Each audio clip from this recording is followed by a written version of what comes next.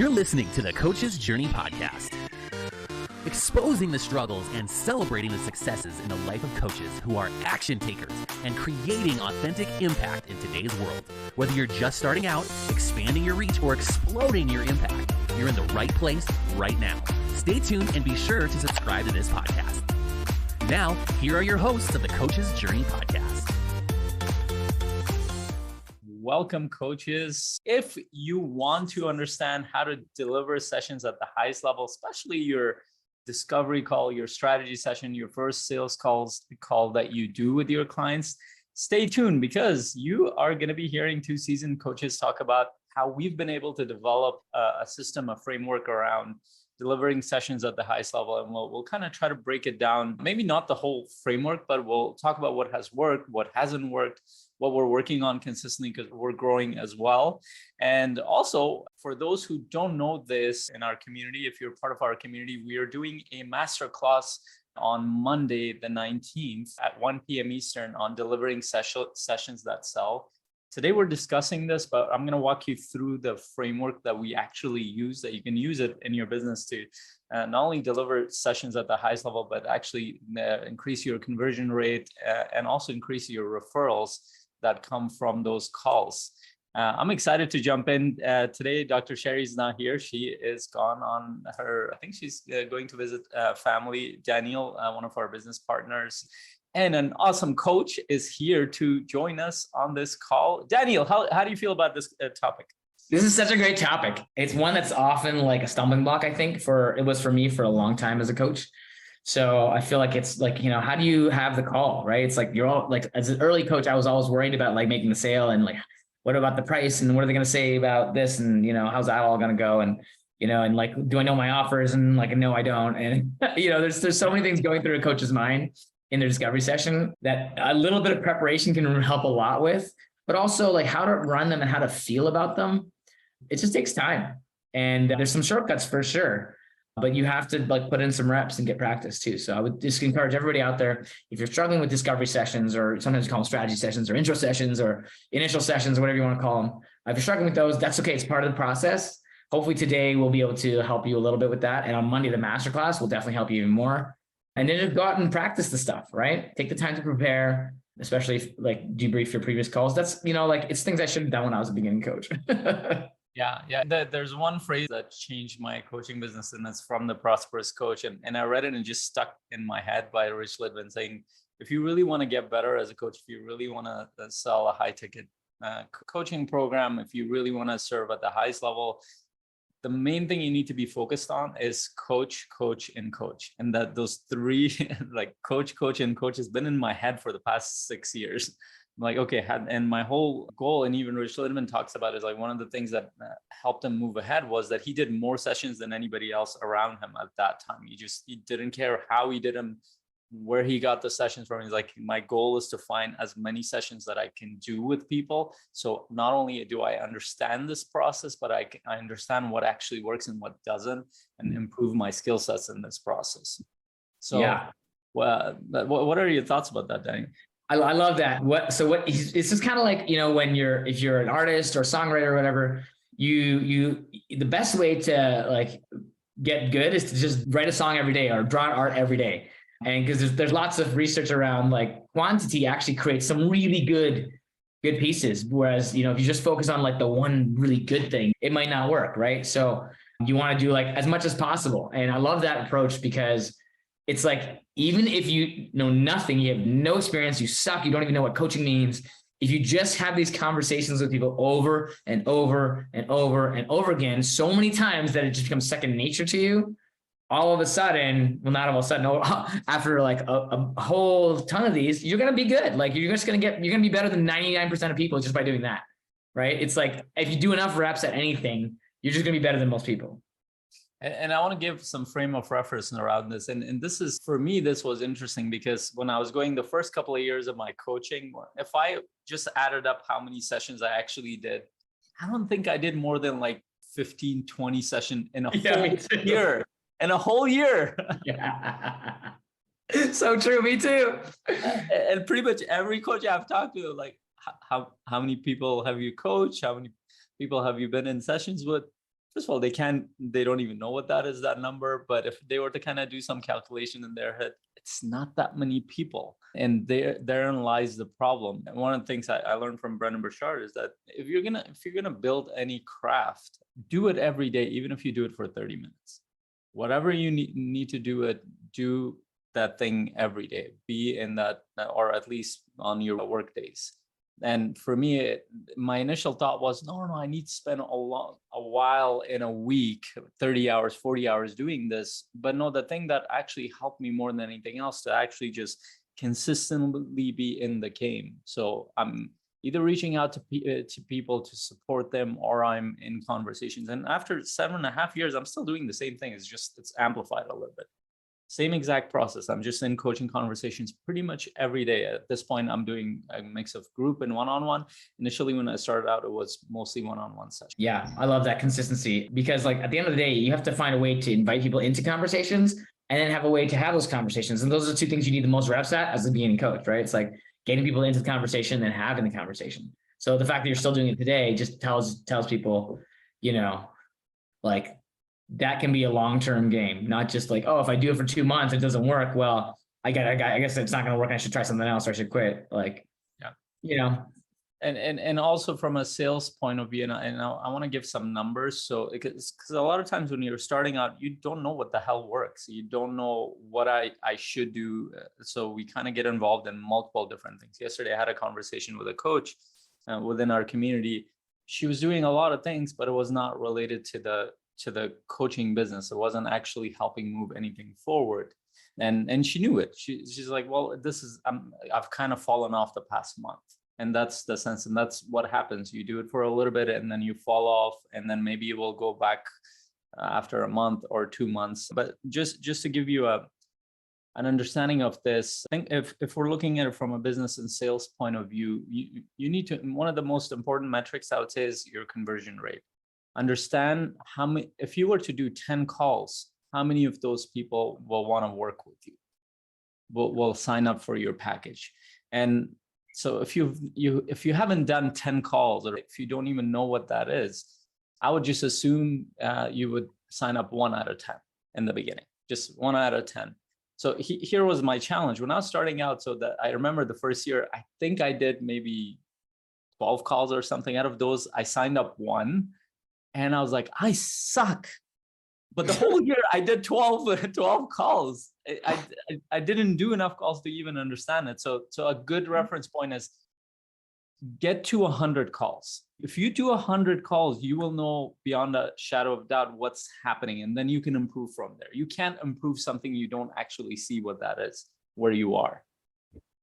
Yeah. One of the mindset challenges in that early phase, especially if you don't have another source of income, a lot of coaches will be in where I was, which is, oh, I have to make a sale. And the focus was on like selling that person. So which made me really afraid to fail in those conversations. So I wasn't willing to have it. Like, I think that's why I only had like maybe a dozen conversations as well, the strategy sessions that year. And I also sold just 1. And it was somebody who signed up for my 12-session package, but only wanted to pay for 6 up front. And then after 6, he would do the rest. And I was like, okay. And then he quit after 6. Right. So, but like, that was a learning experience, right? Like every session I did was a learning experience, but the problem, I wasn't seeing it that way. I was seeing it like a failure. Oh, everybody said no. So like, oh, and then it set me back, and then it would take me longer to be willing to have another conversation. And so like, if I thought differently, if I heard the one thing, like that your goal is to just get to 100 conversations, no matter how many no's you get, like that would have been a way more fun goal. I could have tracked that. I could have fun with that goal and be like, okay, great. One more point. I could be tracking the points to 100 instead of like feeling like a failure every time I got a no and then resisting the next call. Like if I don't want to have these calls because I know I'm going to get a no, then it's like, what is that person going to think when I finally have the call to them? What's going to come out of my own, mental game there, right? It's like, oh, you're probably going to say no, but is a message you're going to send. So. Yeah, and even I love that, because even to this day, I have a couple of calls, and just so I laid out how I do them, and I think you can share how you approach them. So generally, if I get a referral or somebody books a call, it's usually like a 20-minute or a 30-minute call. I'll get on that call. I'll find out a little bit about them, what they're trying to do, why they thought coaching will help them, why they got interested. So it gives me some data as to where they're coming from. But essentially, I'm trying to figure out whether or not we're kind of a fit just initially in that area. Have they gone through a coaching process? And would I even want to have a longer conversation with them? After I do that, I book a longer call and I tell them, like, yesterday I had one of those calls, and incredible guy. Like he had built complete financial freedom. Like most people dream about that. He was on autopilot, his income. He's like, at this point, my concern is not money. He was looking to figure out his own purpose. He was looking to be a better father, better husband, a better contributor. And he's like, most of my week is spent either going with my friends golfing or something like that, or I'm in the personal development world. I'm in my faith. I'm trying to be a better father. I love that. I was so excited about that. And I told him, like, I don't know if I can help you or if we can go deeper in this area, but I'm really excited to jump in and go dive deep. But I'm really excited about the things that you're trying, and it feels very aligned with the way that I think and many of my clients are going towards. Would you be open to doing a deeper dive on this? That is it. And he's like, I'm curious. That's all. And so I don't know until I do that session what will happen. And I don't even know if he will be a client. He might not even be a client. But, and this is the part that's important for coaches to understand based on what Daniel said, is that a lot of times we're looking for a sale. I'm not looking for a sale.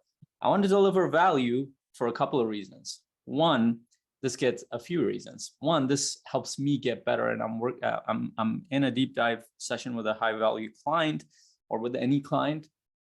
I'm going deeper with them. I'm understanding whether or not my process works. I'm getting feedback in that process. What I'm also doing is I'm entering their network in a sense. If I'm able to add value, whether they sign up or not, I just got access to their network.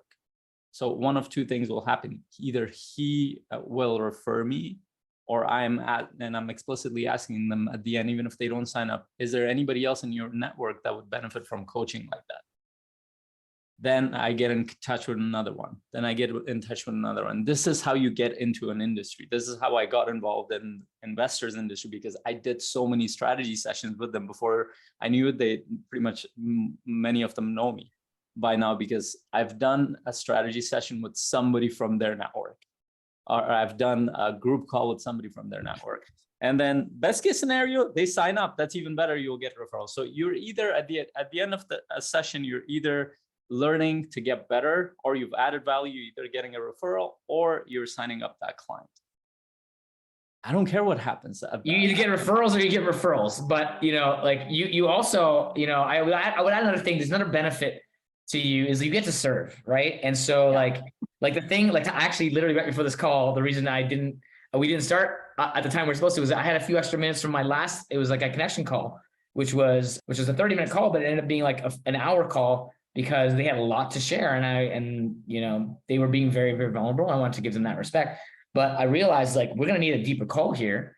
And that's usually the path anyways. But like, I really feel just him having the ear today was really beneficial for him.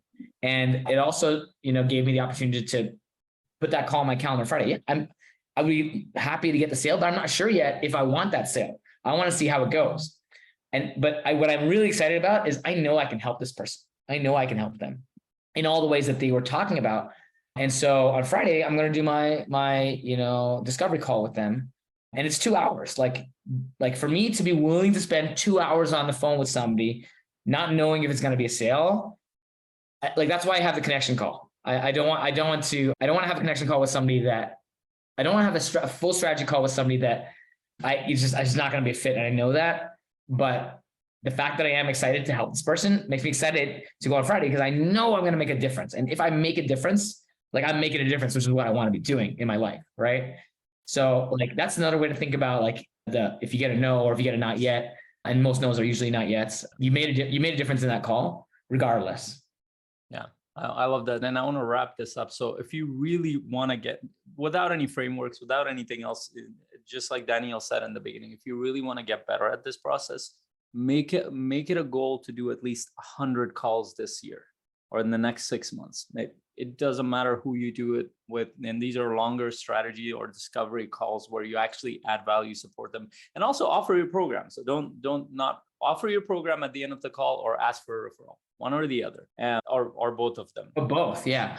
Or both of them. So what will happen is by the end of the 100 calls, and here's my prediction, and you can come back to me. My prediction is that you will probably end up with at least 8 to 10 clients, depending on how you've structured your call. If you don't end up with 8 to 10 clients, then reach out to me. We have data to analyze now. We can see how we can accelerate it, because all you might need is a few tweaks. But it might even be that you sell a lot more. You might be much better than you think. So take that as a challenge. Do that the next 6 months or 1 year. Set it up for yourself. You will be thanking us at the end of 6 months. I wish I had done that. And just for math, if you think 100 is a lot, think about it this way. That's 8 per month for 12 months. That's not that many calls. 8. That's 2 a week. If you have 2 calls a week with somebody, everybody can do that if you really set your mind to it. Like, for example, if you're pursuing this on a half-time basis or more. Now, if you're only pursuing this on a shorter time frame, then you can adjust, but like the time frames. But if you're full-time and this is all you're doing in 6 months, that's 4 calls a week. You should be able to do a lot more if you're doing this full time. I'm actually talking to people who have maybe 10 hours a week. If you book 5 calls a week, that's I'm not trying to scare them. yeah.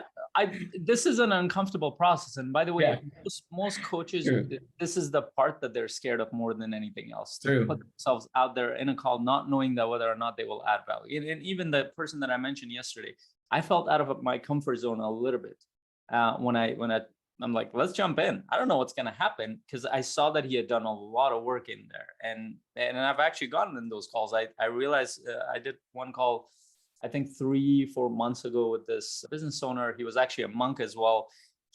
At the end of it, I stepped back. I'm like, I don't think you need this coaching. And what I recommend, I'm like, I have a feeling that you need a different kind of support. And he said, you know what? I need a business consultant in my field. I don't need a coach. And he had done a lot of work at that point.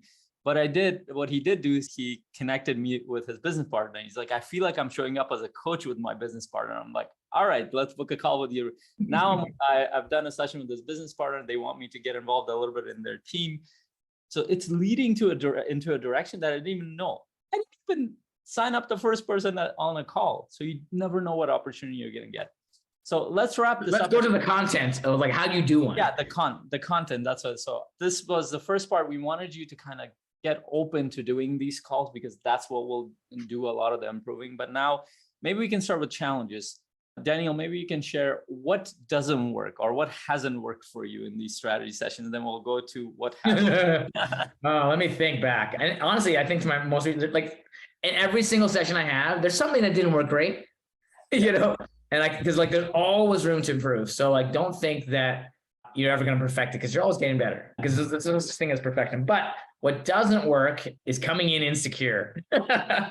That's rough. Like, you come in insecure, it's going to really stand in the way of you being able to serve, as well as being able to make that offer confidently. I feel like that's like the biggest killer is like, just what does that look like, Daniel, when somebody shows up insecure? Yeah, it's like, oh, I really need this client. That's neediness is not a good word for something that doesn't work. Another good example of something that doesn't work, which is like, oh, I really need this client, or I don't know if I'm gonna be good enough, or I'm afraid of getting rejected. Like it's if you're framing it in terms of things that are gonna make you feel bad, or if you're framing it in terms of like it matters, like whether the client says yes or no to you as a person, like it's like your own self-worth on the line. All those, like, we're always gonna have like our own associations and self-worth around our work, but when it's to the point where it's staying in your mind, you're entering that call with that as a frame, that usually doesn't work. Yeah. And I've actually learned that I love what Steve Chandler actually uses that term, don't be needy. Yeah. Don't show up needy. And actually most of the reason why coaches show up as needy, and I did too, so it's not a judgment, is because of the money piece. Is like, oh, I need to get the sales because something is off. And if you enter the session with that mindset of closing this person, or I need this sale, all sorts of things will come in that will interfere with you serving this person.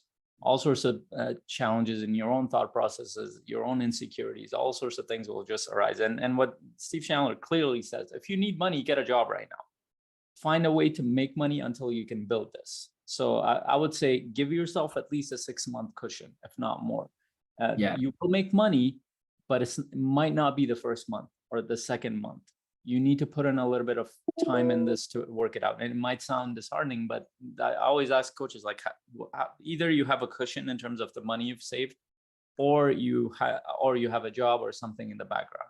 Focus on making the money from there until you see that you can actually do this.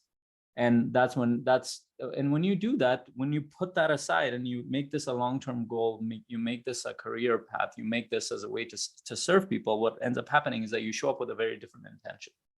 I just need to serve you. And would you say that's what you're trying to communicate, Sani? Yeah, that's I love how you elaborated. I'll turn it back to you. What else doesn't work, Faisal? So I love that you started with that.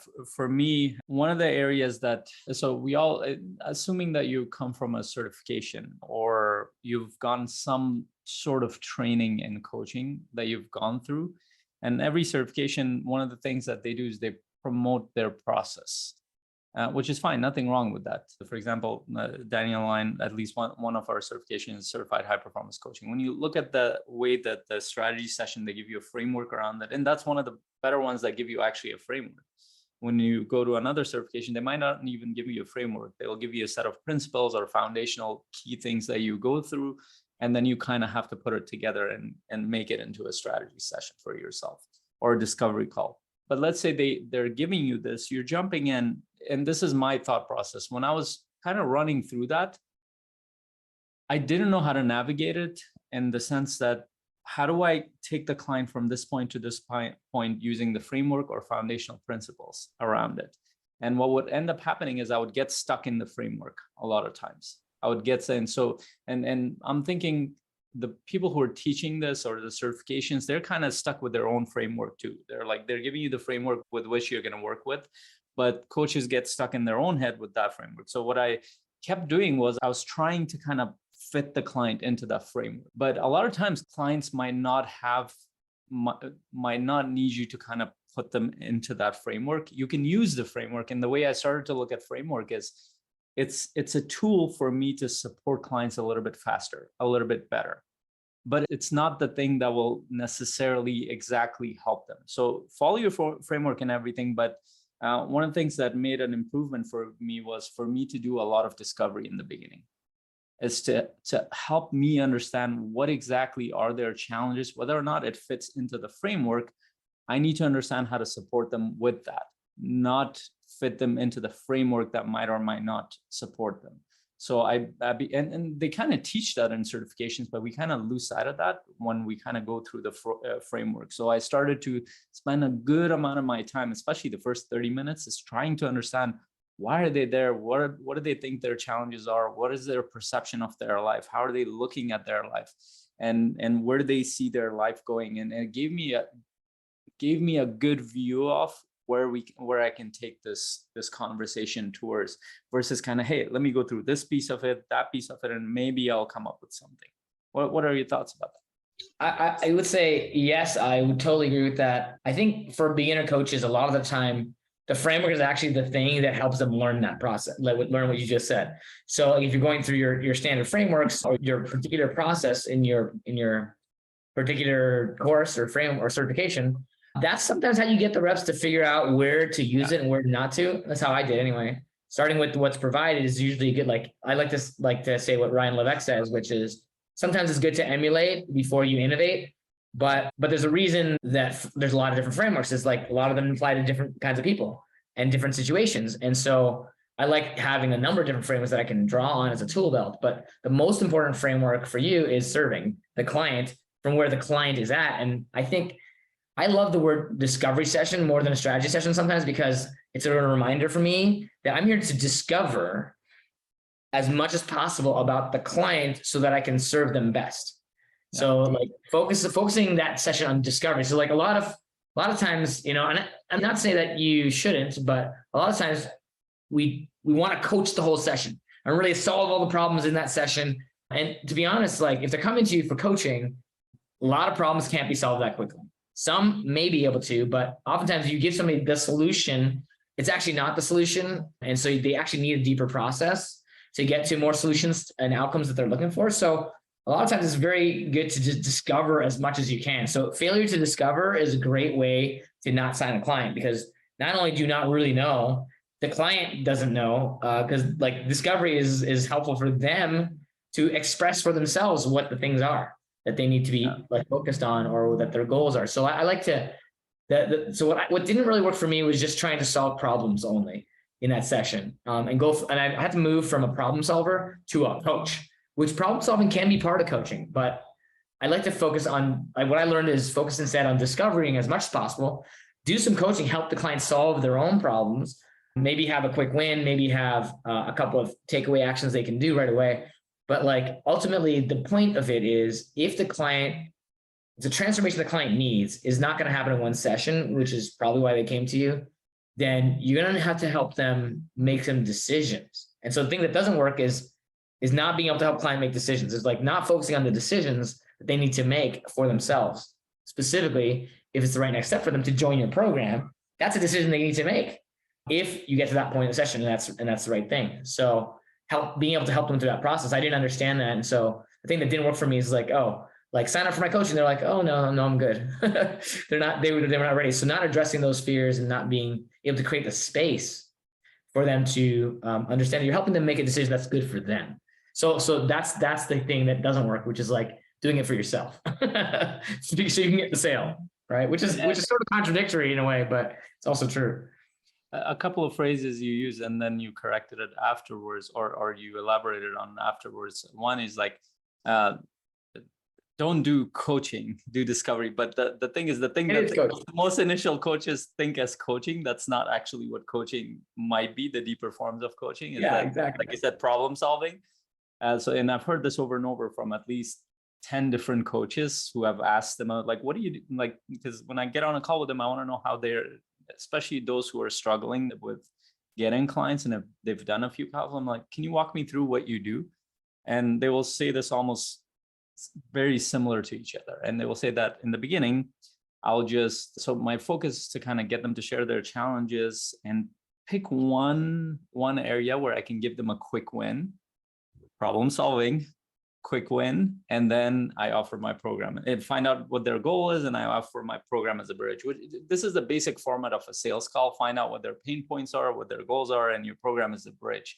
Now, the problem is they're focusing on a quick win without doing all the discovery. So they don't actually, whatever they think is the pain point is probably not the actual pain point. And to make it worse, the client might not even know what their actual pain points are until you've done the discovery, because the discovery itself brings up a lot of things that they're not even aware of. And one of the biggest reasons why clients, I would say, sign up with me is that they realize things that they never thought about. I still remember I was doing a session. This was a very funny session with this doctor, with this physician, ER physician. And we went through, it was a 2-hour session. I think his wife was sitting across him on the other side of the room and listening to the whole thing the whole time. Did you know that at the beginning? I didn't know that. I did not know that. So I found that out at the end of it. So I'm going through the whole session, and let me see if I remember the specifics. So he had structured his life a certain way. He he was one of those ER physicians he was in the military world, but he was also an ER physician within that context. And he didn't have to work a lot. He only worked about, I think, 12 days out of the month. But the way he had structured his life was a complete mess. He didn't know how to do work. He was unfocused. He was ADD about a lot of things. He didn't know how to connect with people with his time. So his time was all over the place. We went through a whole discovery, and we figured out a few challenges of why he was thinking he should have structured it. How did you go through that discovery? Share a little more detail on that. So I'll share the detail. Before the detail, I want to just share this part. So as I went through the discovery, he came to a point where he realized something. There was an insight there, and all I did was ask him, well, based on what you've shared, how can you structure your life a little bit differently? He's like, oh, I can just go talk to my boss and I can restructure my calendar in this way, and I can do this and the other. He came up with the solution, the whole solution. Not the whole solution for all the problems, but within that context. And he looked frustrated. I'm like, how do you feel right now? He's like, to be honest, a little bit frustrated. I don't know why I didn't come up with this myself. And then he smiled. He's like, my wife is kind of laughing at me from across the room because she isn't listening to it, because he was kind of, his ego was hurt a little bit in that moment. And I told him, like, this is very common. Like a lot of times solutions are not that obvious for us when we're trying to figure this stuff out. We all have blind spots in that space. So I kind of had to give him a little bit that this is not just you. But the way I went through, so the structure of it is that I spent a good 30, 40 minutes in the beginning just actually understanding different aspects of his life, what's happening, what are his challenges. And one of the reasons, like I mentioned, a lot of coaches go towards a quick win because they notice one challenge, they just jump into that, they coach them through that, or they problem solve through that. I didn't do that. I tried to figure out what's actually happening and in terms of what he thinks his challenges are, where are there areas that he thinks he needs to grow in, what is his perception, how does he think about these problems? What does he think brings that fulfillment, happiness, all that stuff? What does he think that is not good in his life? What does he think that's positive? So I'm doing a lot of discovery, and I'm trying to also figure out what is his short-term process, what is his long-term vision around what he's trying to do. And as I'm doing that, usually when I get to the long-term piece, the vision, based on that, I usually ask them, go into that. How would you structure your life a little bit differently based on what you want to create? And usually people are not long-term thinkers. He's thinking maybe 1 year out, 2 years out. But when we look out 5 years out, the kind of life he's creating, or 6 years or 10 years out, his thinking changes around his life. It's like, oh, if I really want to live that life, I can't wait 5 years. I can make a bunch of changes right now, and the rest I can strategically set it up. And he quickly came up with a solution himself, at least around that area.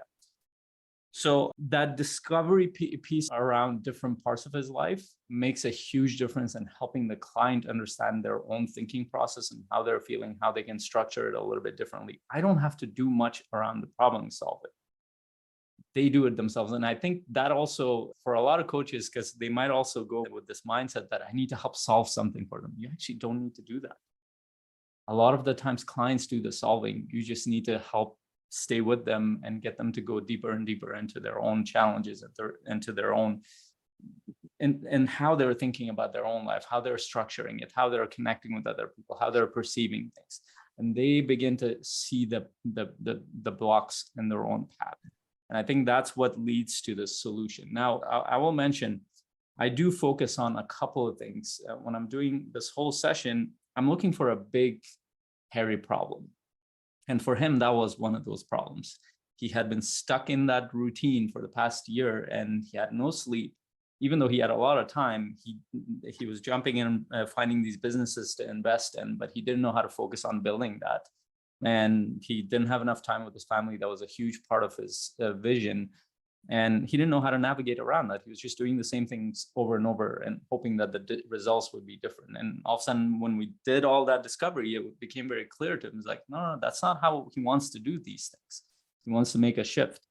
And yeah, so that's one part of it. And then maybe I'll pick another quick win. Maybe that's around business, that I saw the problem and I will help him do some problem solving, but I get him to come up with the solution, not necessarily me. Was that clear?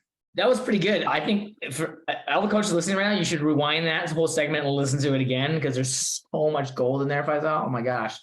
But if I were to summarize what I think you said, it's like, and we had a conversation about this in Dallas around how we do this.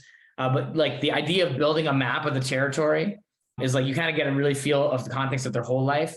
And then there are probably one or two areas where they can get a quick win, so that they know that you can get them quick wins in these conversations, but also identifying like a big problem that cannot be solved in this one session. Yeah. Right. And so those are problems that you uncover through the discovery. And the more you do of that, the more they realize they actually really need help in a lot of areas. And then addressing that over the course of the program kind of makes sense, right? Because a lot of people come in thinking they're just going to come in for the quick win and be gone, but they don't realize how valuable these wins can be for them. So I love all that. I would add a couple of high level things that I focus on in my strategy sessions. I would agree with you. It's like there's the vision and the challenges, also known as having clarity of what you want your life to be, developing that. Usually people haven't spent time there. And if they have, you can test, see how clear they are. And there's usually a little more clarity you can get with them. But I would also say the opposite. There's two sides of the coin. You want to get clarity on their vision to some degree. And you also want the clarity on the obstacles, the challenges, the problems, the struggles, because that's the pleasure that they want and the pain that's holding them back, right? And so I like to also ask them questions in those areas about why these things are important. Like, so for example, they say like, I want my life to look like this. I want to have, more time away from work. And why does that matter? And then talk about their family or something. And then they really get down to like the thing, really the core of why that piece of the vision is so important to them. And then same thing on the struggles. It's like, what are these obstacles and challenges that are holding you back? What are you struggling with? And like, why does this feel, I love to ask the question, why does that feel challenging? And what would happen if you were to not have that struggle? Like, what will that look like? And why is the struggle so important to you? And they'll tell you the reasons why this matters. And that's important because they have never felt those reasons why in a while, because they're so busy doing other things and they're not taking the time to reflect. So that's why even just the coaching itself, the session itself is valuable because they're reflecting and they're really connecting deeper with their emotions. And that's one of the big goals of a strategy and discovery session is to connect deeply with the emotional things that are driving them towards the vision or that they're feeling because of their struggles and their obstacles. So what feels really bad about that challenge or what feels really good about that vision? That's a really deeper place to take them. And as you start uncovering those things, you start to see the things that are like really important to them.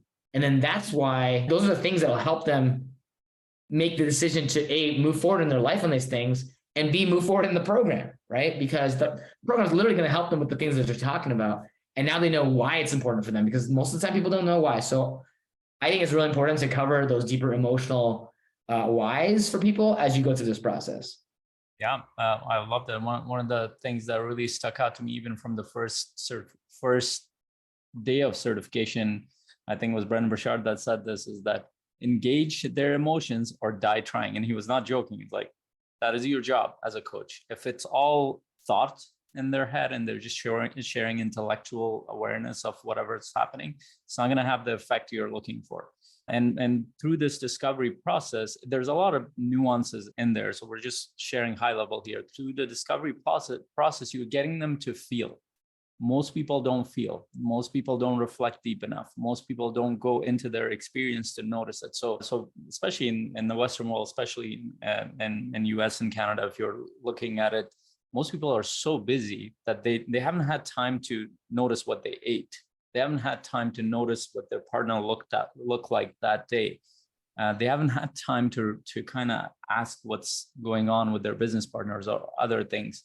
But the challenge is that when they're doing that stuff, it looks like they're moving forward, and they are at the surface level, but they're leaving behind a lot of the other things that are actually happening in their subconscious. So you're bringing up a lot of that stuff when you're asking these questions. They're starting to feel it. And great coaches, they will notice the emotions on their faces. And part of what you're doing is you're checking in with them. So this is bringing up, I can see that there's something around this that's making you feel, or there are emotions that are coming up. Can you share a little bit? Now you're going even deeper. And they're like, I didn't know that was there a lot of times. I didn't know I felt like this about this. I didn't know I was neglecting my wife. I didn't know I was neglecting my husband, whatever that looks like.